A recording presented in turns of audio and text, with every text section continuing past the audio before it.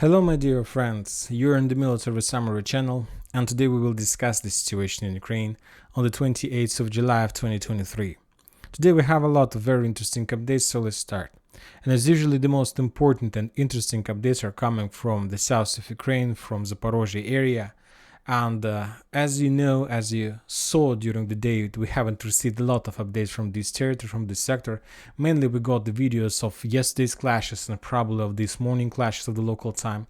And basically we can say that Ukrainians have stopped their offensive operation in this area. There are many reasons of that, and probably the most important reason of that Ukrainians stopped their offensive operation is that the rain started in this area. And currently the Ukrainians are no longer able to use their armored vehicles for redeployment and regrouping. Now the Ukrainians can't bring more forces, and that's why they can't continue their offensive operation. The second reason of why the Ukrainians stopped their offensive operation is that heaviest losses that they got during the days between 23rd and 27th of July. But the Ukrainians will continue their offensive operation. I believe that now we can discuss one more time that operation. As you can see on this video, we have the freshest episode of the Battle of Robotyne. The Ukrainians got this probably unlucky line, this one, and as a result of drones attacks, as a result of artillery strikes, the Ukrainians lost significant number of their armored vehicles and so on. And I don't know about you, but when I was watching that video, that episode of Battle of Robotyne, I had one question. Why did the Ukrainians stop? And probably this is the most important question. Let's take a look at that video one more time, at least at this episode, in the end of the video when the Russians were bombing those armored vehicles, this significant episode with Lancet strike while the Ukrainians were doing some kind of landing operation.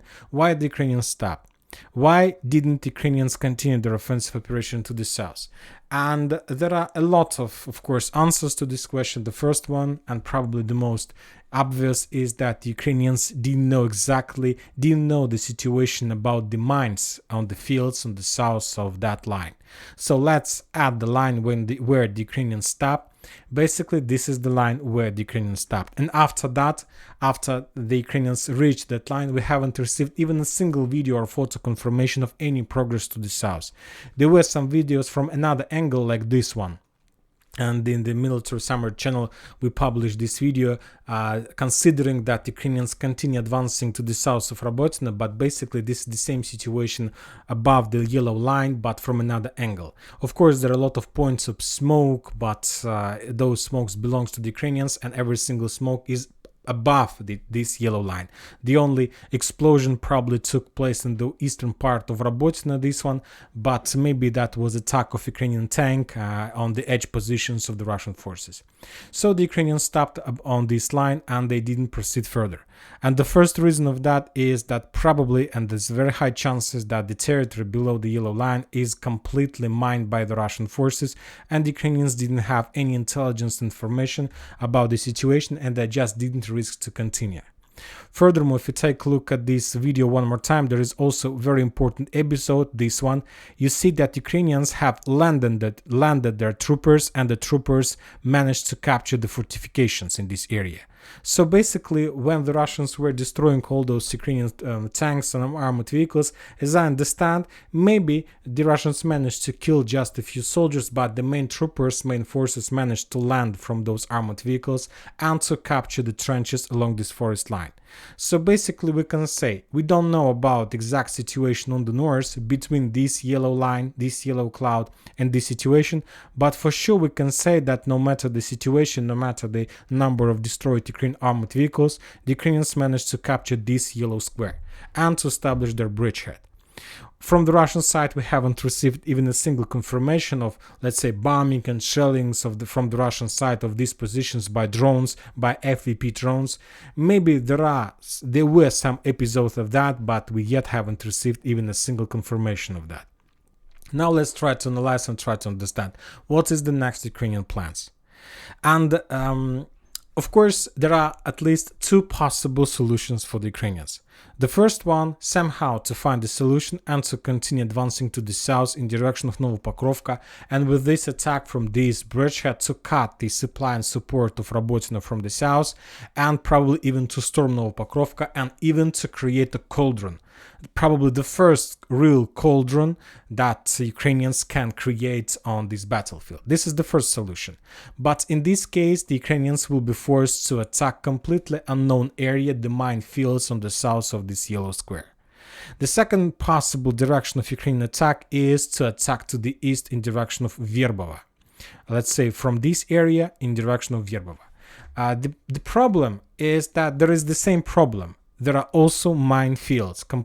This area is completely mined by the Russians, but when talking about this area, let's say the southern area is mined, the eastern area is mined, but when we compare these two minefields, we understand that to advance and to continue developing of offensive operation to the east probably is the better solution for the Ukrainians.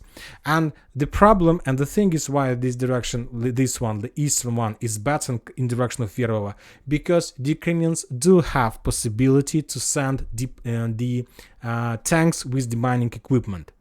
I'm not sure, and highly unlikely the Ukrainians have possibilities to send their demining tanks to the south in this area. And the thing is, we saw on the videos, Lancet strikes, artillery strikes, and many other types of strikes, and the Russians basically destroyed everything that entered that salient. That's probably artillery back. And when talking about the eastern flank, this area is located closer to the mainland, to the Ukrainian positions, and I believe that the Ukrainians have higher chances to survive. The tanks and the weapon equipment with the mining equipment, the armored vehicles with the mining equipment have better chances to survive in this area in comparison with this one. So as I understand, according to information we have, according to geolocations we have, probably after a small operational pause, after small regrouping, the Ukrainians will change their vector of attack and they will start their movements to the east, probably in this direction. But first, of course, they need to demine these fields, and after that they will begin. Furthermore, these days we got a video from the Ukrainian sources and the Russian sources that somehow the Ukrainian armored vehicle managed to enter the field. It was the lost one, and this armored vehicle got the Surovikin defense belt. Let's call it like this. I won't be surprised if there were no even a soldier or driver inside of the armored vehicle, but anyway, this is the fact. Furthermore, some Western mappers have already updated their map showing that this territory, I will call it this territory with the cloud, this area is already under Ukrainian control, or at least in the gray zone. For now, yet we haven't received even a single video or photo confirmation that Ukrainians were able to achieve such a progress. If we will increase the number of updates during the week, since the beginning of this, let's say on the 23rd of July, we see that from this territory, from this sector, we've got just two updates. The bombing and shelling, and this is probably one of the mappers who have already updated the map, and the video of lost armored vehicles, nothing more. The most of updates were received in the vicinity of Robotyne on the northern part, when the Ukrainians were trying to probably to enter and to attack this settlement in front, and the second direction to the south, to this yellow line, where the Ukrainians stopped, and after that they haven't made even a single attempt to proceed further and to develop the offensive operation. The Ministry of Defense of Russian Federation reported that as a result of fierce fightings in this area in the vicinity of Robotyne during the previous 24 hours, the Ukrainians lost 180 soldiers, 26 armored vehicles, including 3 Leopards and 2 AMX tanks, French tanks, and 2 artillery systems, one M777 howitzer and another Strela 10. So those were the losses of the Ukrainians on this bridgehead during the Battle of Robotyne. Now we are moving further to Vremivka tactical bridgehead. Today we got probably the final confirmations that Ukrainians managed to enter the settlement, that Ukrainians managed to capture the settlement, but the Russians are saying that Ukrainians probably forced the Russians to step back because almost every single building in that area was destroyed. This is the video of the entrance, this is the episode how the Ukrainians were entering that settlement, and as soon as the Ukrainians realized that this is basically a ruined settlement without normal fortifications, Ukrainians without a normal possibilities to hide from the Russian artillery system, the Ukrainians took a decision to leave the southern part of Staromayorsk, and currently they're trying to develop and to establish their strongholds just on the northern part. So basically, according to the pieces of information we have, there are no Ukrainians in the southern part, and the Ukrainians just in the northern area, and currently the Ukrainians are trying to develop their positions. Of course, the Russians see everything. They bomb, attack, and shell the Ukrainians 24 hours, and now the Ukrainians is in the bad situation, but we know that Ukrainians are not counting their losses because they have objectives, they have their goals, and they will try to achieve them no matter the losses and so on. The Minister of Defense of Russian Federation reported that as a result of fierce fightings in this area for the Battle of Staromayorsk, the Ukrainians lost 110 soldiers, 7 armored vehicles, and 3 artillery systems, 1 D-20 howitzer, 1 D-30 howitzer, and Stab B artillery system. So as you can see, the total losses of the Ukrainians on the Zaporozhye and South Donetsk area were more than 290 soldiers and more than 36 armored vehicles. The level of losses is very heavy, and this is the not last wave of attack. We are going to see more and more. Furthermore, the Ministry of Defense of Russian Federation reported that in the vicinity of Mala Takhmachka, the Russians managed to discover and to destroy the headquarters of the 10th Military Corps. The military corps that was involved in the attack in the direction of Robotina. And the 10th Military Corps is 118th Mechanized Brigade with the icon of a claw, 47th Mechanized Brigade with the horse from the Checkmates, and of course the forces of 116th Mechanized Brigade, this one, with the icon with a tiger on the shield. So those were the updates from Zaporozhye area. Before talking about Donetsk area, we will stay on the same, let's say, direction. We are going to talk about another attack, or the first attack in the direction of Rostov-on-Don. The Russians have already announced and reported that those were terrorist attacks, and that the Ukrainians were using the S-200 missiles to attack the settlements on the territory of Russian Federation. There was 2 waves of attacks, and those attacks took place somewhere at 4 or 5 p.m. of the local time. The Russians reported that Ukrainians were using S-200 missiles. All those missiles were shot down by the Russians, and the parts of those missiles fell on the city, and the parts caused a lot of damage. And this is very important because the Russians are not denying that they managed to shoot down missiles, and that the parts of missiles fell down in the city. And the destructions and the buildings that were destroyed, that was probably like results of Russian air defense system work. And we have these results. The sources are saying that around 19 people were wounded. There were no killed or dead people, neither in Taganrog and neither in Azov settlement that located in the vicinity of Rostov-on-Don.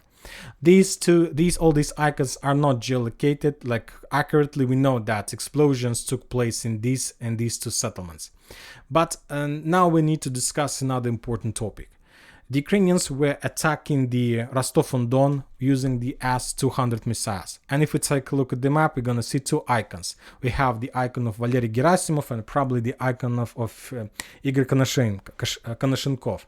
Maybe these 2 guys, but the most important is of course Valery Gerasimov. He's the head of Russian army. He's the head of special military operation, and currently he's responsible for everything that has place on the territory of special military operation.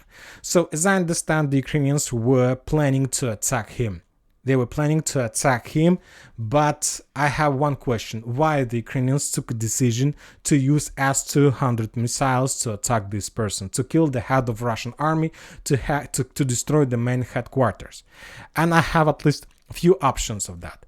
First of all, probably the Ukrainians were sending S-200 missiles with one purpose: to stress and to test Russian air defense. Basically, they just wanted to figure out and to understand the level of air defense of the Russians in this area. And for those purposes, they took a decision to use a cheap S-200 missiles. And basically, as I understand, the Ukrainians managed to discover, to track, and to find out the Russian air defense positions. And according to this logic, I expect that within the next 24 hours, maybe even less, maybe 12 hours, the Ukrainians will make another attempt to attack, but with the real missiles, with Storm Shadow missiles, and their target and their goal is going to be to destroy the Russian headquarters in Rostov-on-Don. Of course, this is going to be at least significant media victory. I'm not saying that they will be able to kill anyone from like big boss, big persons, but anyway, this is going to be a very nice media victory for the Ukrainian and for the Storm Shadow missiles as a marketing step. But there is another option. The thing is that during the previous days, let's say during this week, the Russians made massive missile attack on the western part of Ukraine. We had a lot of videos of that. We had a lot of videos of flying calibers above the western part of Ukraine, and some sources were saying that a lot of explosions, and one of the goal of the Russian missile attack was the aircrafts in Starokonstantinovka against the 7th Air Aviation Brigade. This brigade has at least had a lot of Su-24 aircrafts that were able, maybe still able, to carry the Storm Shadow missiles. And there is a very high chances that during those attacks the Russians managed to destroy the Ukrainian aircrafts, airfields, and the Ministry of Defense reported that as a result of those attacks in the western part of Ukraine, the Russians managed to destroy a lot of airfields, a lot of aircrafts, and the most important, the warehouses with missiles and fuel depots as well. So the second option is that Ukrainians planned that operation to attack the Russian headquarters for a very long time. And maybe the Russians managed to discover those plans and they attacked the airhouses, aircrafts and so on, and ruined the Ukrainian plans.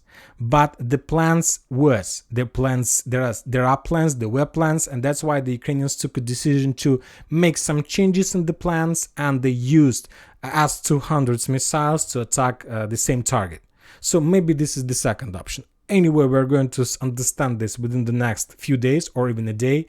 I'll repeat here. If we are going to see the strike of Storm Shadow against this settlement, that means that there was an option, first option. If we are not going to see anything, then that was the last wave of attack, and from now on we are not going to see more attempts from the Ukrainian side to attack this settlement. Now we are moving further. We're going to talk about Donetsk front line. When talking about Donetsk, Avdiivka, Marinka, we haven't received any updates from this bridgehead. Probably there were some clashes along the combat line, but without any big activities from both sides. When talking about Klishchiivka, we got a lot of updates from this area. A lot of updates were received from the Ukrainian side. For example, today, as we discussed in the morning video, the Ukrainians managed to discover and to destroy the Russian TOS flamethrower system that probably was heading in direction of Klishchiivka. The explosion was very heavy. Also, we got another video how the Ukrainians managed to discover and to destroy the Russian artillery system Gvozdika. So as you can see, the Ukrainians currently are doing very well artillery duels and counter-artillery duels, the intelligence battles and so on. Furthermore, we got another video how the Ukrainians were bombing and shelling the Russian positions in Andriivka. On this video we see how the Ukrainians managed to track the Russian probably reconnaissance team, and after that they start bombing and shelling these positions with artillery, with the cluster munitions and so on, cluster rounds and so on. And we got a video how the Ukrainians were trying to implement evacuation operation in the vicinity of Klishchiivka. On this video we see how the Ukrainians sent their Bradley, and the Bradley started getting up, packing with the troopers and the wounded soldiers. And after that, the Russians start bombing and shelling, and the author of that video claims that he managed to shut down that Bradley, but we haven't received any video confirmation of that. From the other side, the Russians published very interesting video from Klishchiivka. The first video was from the southwestern part, and there's videos very low quality and most of the video is blurred, but the author claims that there is a clashes and close clashes, close combat in the southwestern part of that settlement. So basically, according to the author of this video, the Russian claims that during the previous 24 hours they managed to force the Ukrainians to step back from this part, and that the Russians managed to regain their positions in this area. So we'll see whether it's true or not. But anyway, if we increase the number of updates, that geolocated updates that we got from this bridgehead from the beginning of this week, we see that if we compare like these icons, we see that Ukrainian forces mainly have concentrated their most powerful army exactly in this direction. And basically, this is the Ukrainian primary direction. And the most powerful drone forces the Ukrainians have redeployed in this area. We have received a lot of drone updates, Ukrainian drone attacks in this area. And we have much less updates of usage of drone forces in the vicinity of Orekhova, because many Ukrainians used in this area just armored fist and artillery brigades that Ukrainians were using to bomb the Russian positions. And when talking about Vremevka tactical bridgehead, the Ukrainians were mainly using light vehicles, light infantry, and drone forces to attack the Russian positions. When talking about Bakhmut or Artyomovsk, the Ukrainians were using heavily artillery systems, light vehicles, and a lot of drone forces, a lot of drone like units to attack Russian armored vehicles and so on. When talking about the Russians, during the previous week we've been receiving updates about usage of artillery strikes, of lancet strikes, and of infantry clashes. There are no heavy armored vehicles neither from the Russian nor from the Ukrainian side, just light vehicles, infantry, drones, and artillery systems. The Minister of Defense of Russian Federation reported that as a result of fierce fightings in this area, the Ukrainians lost 260 soldiers, 18 armored vehicles, and 3 artillery systems. Furthermore, the Russians reported that as a result of airstrike or Iskander strike, they managed to destroy the Ukrainian head command center of tactical group Solidar, which is responsible for Bakhmut, Artyomovsk, and Solidar offensive operations. Now we're moving to Liman front line. The Ukrainians published the video how they were bombing, how they managed to discover the Russian positions in the vicinity of Lysychansk oil refinery, and using drone, another evidence of usage, massive usage of drone in this direction, the Ukrainians managed to discover and to attack Russian positions. Now we are moving to directly to Liman area. We got a lot of updates, but mainly all those updates we got from the Ministry of Defense of Russian Federation. The Russians are saying that as a result of fierce fightings, they managed to repel the Ukrainian attack in direction of Chervona Dibrova. The Russians managed to repel attack of 67th Mechanized Brigade, probably of the 2nd Battalion, and to counter-attack and to get more positions in direction of Seversky Donetsk. Furthermore, the Russians published the video of Lancet strike in this area against the Ukrainian artillery positions and just the hidden position of Ukrainian forces. Also, the Russians reported that as a result of offensive operation on the west of Zhitlovka, the Russians managed to advance and to get another 3 kilometers to the west in direction of Zhiribets River, so in direction of Terny and Yampolovka. The Russians attacked the forces, of course, of 25th Air Assault Brigade and so on.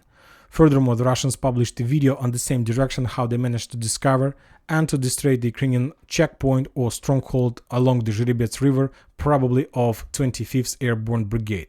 Furthermore, the Russians reported that they have launched another wave of attack in direction of Sergeyevka in this area and in direction of Nadia, as I understand.